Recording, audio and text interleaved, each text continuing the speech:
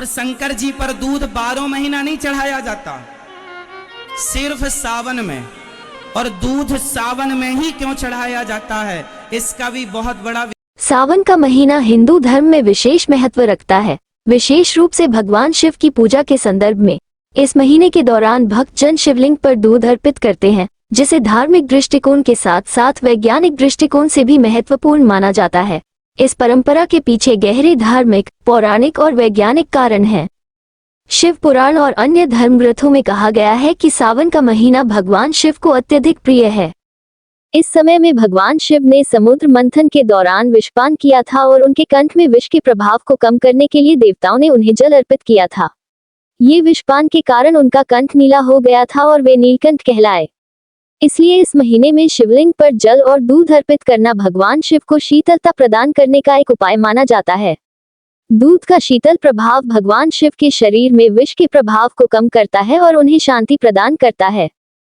धार्मिक मान्यता के अनुसार भगवान शिव को दूध चढ़ाने से भक्तों के कष्ट दूर होते हैं और उन्हें मोक्ष की प्राप्ति होती है।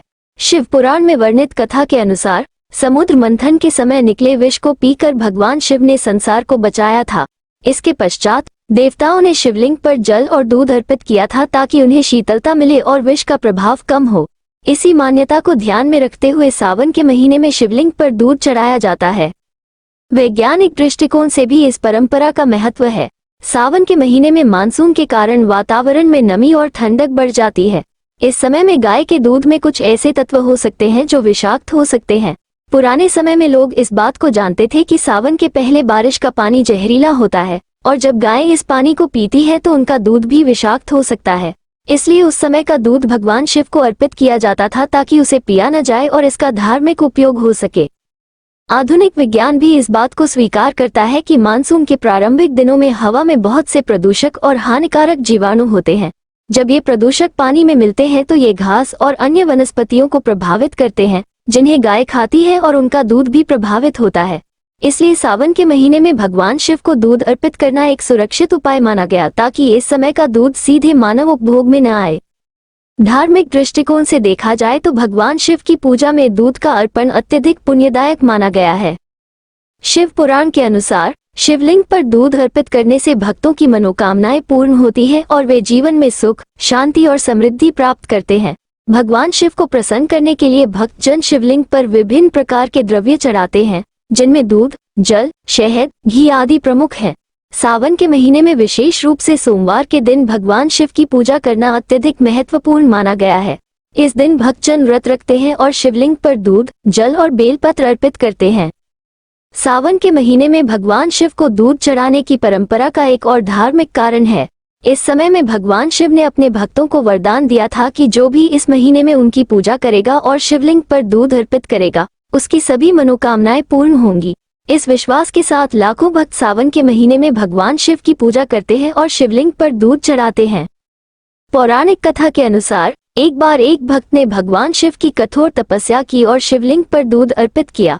उसकी तपस्या और श्रद्धा से प्रसन्न होकर भगवान शिव ने उसे दर्शन दिए और वरदान दिया कि इस महीने में जो भी भक्त मेरी पूजा करेगा और शिवलिंग पर दूध चढ़ाएगा, उसकी सभी मनोकामनाएं पूर्ण होंगी।